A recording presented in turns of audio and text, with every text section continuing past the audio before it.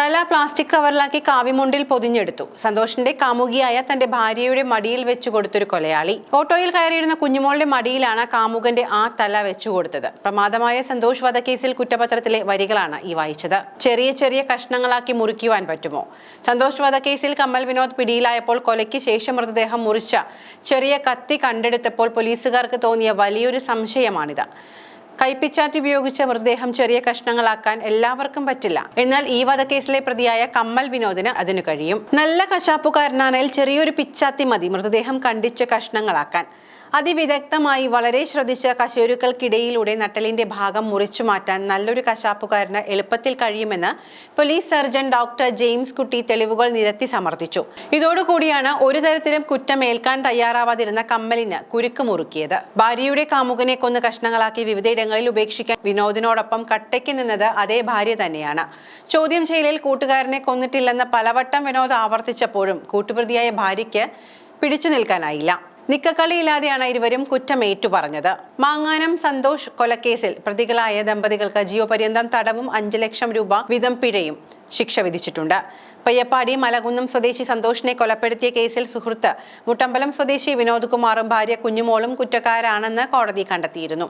കോട്ടയം ജില്ലാ സെഷൻസ് കോടതി judge J നാസറാണ് ശിക്ഷ വിധിച്ചത്. സന്തോഷും വിനോദിന്റെ ഭാര്യ കുഞ്ഞുമോളും തമ്മിലുള്ള വിവാഹേതര ബന്ധമാണ് കൊലപാതകത്തിലേക്ക് നയിച്ചത്. ജയിലിൽ വെച്ചാണ് സന്തോഷും വിനോദും പരിചയപ്പെട്ടതും സുഹൃത്തുക്കളായതും. 2017 കൊലപാതകം നടന്നത്. ഓഗസ്റ്റ് 23 കൃത്യം നടന്നെങ്കിലും സന്തോഷിന്റെ തലയില്ലാത്ത മൃതദേഹം കണ്ടെത്തിയത് 4 ദിവസങ്ങൾക്ക് ശേഷമാണ്. ശരീരഭാഗം 2 ചാക്കുകെട്ടിൽ ഉപേക്ഷിക്കപ്പെട്ട നിലയിൽ കോട്ടയം മാങ്ങാനം മന്ദിരം കലിങ്ങിന് സമീപത്തു നിന്നും കണ്ടെത്തുകയായിരുന്നു. സന്തോഷും കുഞ്ഞുമോളും തമ്മിലുള്ള പ്രണയബന്ധത്തിലെ വിരോധമാണ് കൊലപാതകത്തിലേക്ക് നയിച്ചതെന്ന് പോലീസ് കുറ്റപത്രത്തിൽ വ്യക്തമാക്കിയിരുന്നു. ഇരുവരും തമ്മിലുള്ള ബന്ധം മനസ്സിലാക്കിയ വിനോദ് ഭാര്യയെ മർദ്ദിക്കുകയും സന്തോഷിനെ കൊലപ്പെടുത്താൻ തീരുമാനിക്കുകയുമായിരുന്നു. അച്ഛനെ കൊന്നിട്ടും നിഷ്പ്രയാസം ഊരിപ്പോന്ന കമ്മൽ വിനോദിന് ഭാര്യയുടെ കാമുകനെ കൊന്ന കേസിലും ഊരിപ്പോരാനാകുമെന്ന് കരുതി. എന്നാൽ അയാളുടെ എല്ലാ പ്ലാനും പൊളിച്ച് കയ്യിൽ കൊടുത്തത് കേരള പോലീസാണ്. 2017 ഓഗസ്റ്റിലാണ് ആ അരും കൊല നടന്നത്. 27-ാം തീയതി മാങ്ങാനം മന്ദിരം കലുങ്കിനടുത്ത് നിന്നാണ് ചാക്കിൽ കെട്ടിയ നിലയിൽ ഒരാളുടെ ശരീരഭാഗങ്ങൾ കണ്ടെത്തുന്നത്. അന്നത്തെ ഈസ്റ്റ് SHO സാജു വർഗീസിന്റെ അന്വേഷണത്തിൽ മൃതദേഹം വർഗീസ് ഫിലിപ്പ് എന്ന സന്തോഷിന്റേതാണെന്ന് തിരിച്ചറിഞ്ഞു. സന്തോഷിന്റെ മൊബൈലിൽ നിന്നുള്ള ലാസ്റ്റ് കോളുകൾ കമ്മൽ വിനോദിന്റെ ഭാര്യ കുഞ്ഞുമോളുടെ ഫോണിലേക്കായിരുന്നു. അതാണ് അന്വേഷണത്തിലെ പ്രധാന ബ്രേക്ക് ത്രൂ. കമ്മൽ വിനോദിന്റെ ഭാര്യ കുഞ്ഞുമോളും കൊല്ലപ്പെട്ട സന്തോഷുമായി അടുത്ത ബന്ധമുണ്ടായിരുന്നു. വിനോദ് ഇതറിഞ്ഞു. ആ വൈരാഗ്യമാണ് കൂട്ടുകാരന്റെ കൊലയിലേക്ക് എത്തിച്ചത്. കമ്മൽ വിനോദ് ഭാര്യ കുഞ്ഞുമോളെ കൊണ്ട് വർഗീസ് ഫിലിപ്പ് എന്ന സന്തോഷിനെ വീട്ടിലേക്ക് വിളിപ്പിക്കുകയായിരുന്നു. വീട്ടിലെത്തിയ സന്തോഷിനെ കമ്മൽ വിനോദ് തലയ്ക്കടിച്ചാണ് കൊലപ്പെടുത്തിയത്. അതും ഭാര്യ കുഞ്ഞുമോളുടെ മുന്നിലിട്ട്. ശേഷം മരണം ഉറപ്പാക്കി. രക്തസാമ്പിൾ ലഭിക്കാതിരിക്കാൻ ചാണകത്തിൽ വെച്ചു ആ ചെറിയ കത്തി. എന്നിട്ടും കത്തിയിൽ നിന്ന് രക്തസാമ്പിളുകൾ കിട്ടി. മാത്രമല്ല പ്രധാനപ്പെട്ട മറ്റൊരു തെളിവ് കമ്മൽ വിനോദ് അവിടെ ഉപേക്ഷിച്ചിരുന്നു. അത്ര ക്ലീനായി തെളിവുകൾ നശിപ്പിക്കാൻ നോക്കിയിട്ടും ആ നിർണായക തെളിവ് കമ്മലിന്റെ ശ്രദ്ധയിൽപ്പെട്ടില്ല. കൊല്ലപ്പെട്ട വർഗീസിന്റെ ഷർട്ടിന്റെ ഒരു ബട്ടൺ അവിടെ വീണുപോയിരുന്നു.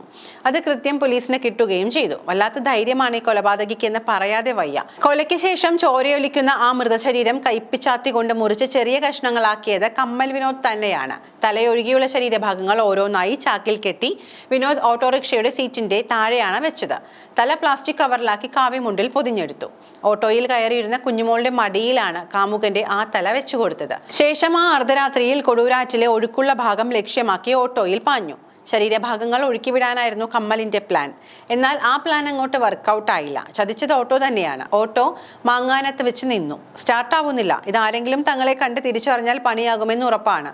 ആ ഭയം ഇരുവർക്കും താങ്ങാനായില്ല. ഒടുവിൽ അന്നേരം തോന്നിയ ഐഡിയയിൽ ശരീരഭാഗങ്ങൾ അവിടെ തന്നെ ഉപേക്ഷിച്ചു. ഇനിയുള്ളത് തലയാണ്. ബാക്കി വന്ന ഒരു ചാക്കുമായി ഓട്ടോ കുറെ ദൂരം തള്ളി നീക്കിയവർ ഇറക്കമുള്ള ഒരു ഭാഗത്തെത്തിയപ്പോഴേക്കും ഓട്ടോ സ്റ്റാർട്ടായി. അങ്ങനെയാണ് തുരുത്തേൽ പാലത്തിനടുത്തെത്തിയതും തല അവിടെ ഉപേക്ഷിച്ചതും. ശരീരഭാഗങ്ങൾ കളഞ്ഞതോടെ ധൈര്യമായി. പിന്നീട് ഓട്ടോറിക്ഷയുമായി നേരെ കൊല്ലാട് ഭാഗത്തേക്ക്. അവിടെ കൊണ്ടുപോയി ഓട്ടോ കഴുകി വൃത്തിയാക്കി ശേഷം നേരെ കൊല നടത്തിയ വീട്ടിലേക്ക് എത്തി. തെളിവ് നശിപ്പിക്കണം. അങ്ങനെ ഇരുവരും വീട്ടിലെത്തി രക്തക്കറ തുടച്ച് വൃത്തിയാക്കി. വിനോദ് ഭീഷണിപ്പെടുത്തിയത് കൊണ്ടാണ് സന്തോഷിനെ വീട്ടിലേക്ക് വിളിച്ചു വരുത്തിയത് എന്നാണ് കുഞ്ഞുമോളുടെ മൊഴി. ആ ഓട്ടോ കേടായതാണ് അന്വേഷണത്തിൽ നിർണായകമായത്. നേരിട്ട സാക്ഷികൾ ഇല്ലാത്തതിനാൽ ഊരിപ്പോകാമെന്നുള്ള കമ്മലിന്റെ തോന്നലായിരുന്നു എല്ലാത്തിനും പിന്നിൽ. എന്നാൽ പോലീസ് ശേഖരിച്ച ശാസ്ത്രീയ തെളിവുകളെല്ലാം ഇരുവർക്കും എതിരായി. മറ്റ് സാക്ഷികളെ ഭീഷണിപ്പെടുത്തി തനിക്ക് അനുകൂലമാക്കാൻ അവർ നോക്കിയിരുന്നു. പ്രോസിക്യൂഷന്റെയും പോലീസിന്റെയും കൃത്യമായ ഇടപെടലാണ് വിനോദിന്റെയും ഭാര്യ കുഞ്ഞുമോളുടെയും അഴി ഉറപ്പാക്കിയത്. കമ്മൽ വിനോദിന്റെ നിർദ്ദേശപ്രകാരം കുഞ്ഞുമോൾ വിളിക്കുമ്പോൾ ആദ്യം ഫോൺ എടുത്തത് സന്തോഷ് ആയിരുന്നില്ല, അയാളുടെ അച്ഛനായിരുന്നു. പിന്നീട് സന്തോഷ് കുഞ്ഞുമോൾ കഴിയുന്ന മീനടത്തെ വീട് വരെ വരുന്നതും മൂവരും ടവർ ലൊക്കേഷൻ ഒരേ ഇടത്താകുന്നതും അന്വേഷണത്തിൽ നിർണായകമായ തെളിവായി മാറി. സ്വന്തം അച്ഛനെ വീട്ടിൽ വെച്ച് കമ്മൽ വിനോദ് ചവിട്ടിക്കൊന്ന കേസിൽ ഭാര്യ, കുഞ്ഞുമോളും മക്കളുമായിരുന്നു സാക്ഷികൾ. എന്നാൽ ഇരുവരും വിനോദിനായി കോടതിയിൽ കൂറുമാറി. മറ്റ് ശാസ്ത്രീയ തെളിവുകളുടെ അഭാവത്തിലാണ് കമ്മൽ വിനോദ് അന്ന് രക്ഷപ്പെട്ടത്. അതുപോലെ സാക്ഷികളെ മാറ്റിയാൽ ഈ കൊലയിൽ നിന്നും രക്ഷപ്പെടാനാകുമെന്ന ഉറച്ച വിശ്വാസത്തിലായിരുന്നു വിനോദ്. നിരവധി തെളിവുകൾ പോലീസ് ശേഖരിച്ചു. അതിൽ പലതും അഴിക്കാനാവാത്ത കുരുക്കായി മാറിയതോടെയാണ് കമ്മൽ വിനോദ് കുടുങ്ങിയത്. ഭിത്തിയിലും തറയിലും നിന്ന് തുടച്ചു മാറ്റിയെങ്കിലും രക്തക്കറകളുടെ തെളിവ് ആ വീട്ടിൽ നിന്നു തന്നെ കണ്ടെത്തിയത് പ്രതികളെ കുടുക്കുന്നതിൽ നിർണായകമായി മാറി. സന്തോഷിന്റെ പല്ല്, തലയോട്ടിയുടെ ഭാഗം, തലമുടി എന്നിവയുടെ DNA ഫലം പോസ്റ്റ്മോർട്ടം ചെയ്ത പോലീസ് സർജൻ ഡോക്ടർ ജെയിംസ് കുട്ടിയുടെ മൊഴി എന്നിവയെല്ലാം കമ്മൽ വിനോദിന്റെയും കുഞ്ഞുമോളുടെയും കുരുക്ക് മുറുക്കി. സിറ്റിംഗിന് 1 ലക്ഷം രൂപ വരെ വാങ്ങുന്ന പ്രമുഖ അഭിഭാഷകനാണ് കമ്മൽ വിനോദിനും ഭാര്യയ്ക്കും വേണ്ടി കോടതിയിൽ ഹാജരായത്. സാക്ഷികളെ മദ്യവും പണവും കൊടുത്തൊപ്പം നിർത്താനും വിനോദ് ശ്രമിച്ചു. ഈ കേസ് നടത്താൻ ഇത്രയും പണം കമ്മൽ വിനോദിന് എവിടെ നിന്ന് ലഭിച്ചു എന്ന ചോദ്യം ഇപ്പോഴും ചോദ്യമായി തന്നെ അവശേഷിക്കുകയാണ്. ഭാര്യയുടെ കാമുകനെ കൊലപ്പെടുത്തുക, മൃതദേഹം കത്തി ഉപയോഗിച്ച് മുറിച്ച കഷ്ണങ്ങളാക്കി ഓട്ടോയിൽ പലയിടങ്ങളിൽ ഉപേക്ഷിക്കുക, തെളിവ് നശിപ്പിക്കുക തുടങ്ങിയ എല്ലാം കോടതിയിൽ തെളിഞ്ഞു. കമ്മൽ വിനോദിനും കുഞ്ഞുമോൾക്കും ജീവപര്യന്തം തടവാണ് വിധിച്ചത്. അതിനു പുറമെ തെളിവ് നശിപ്പിച്ച കുറ്റത്തിന് കമ്മൽ വിനോദിന് 5 വർഷവും കുഞ്ഞുമോൾക്ക് 2 വർഷവും അധിക ശിക്ഷയുമുണ്ട്.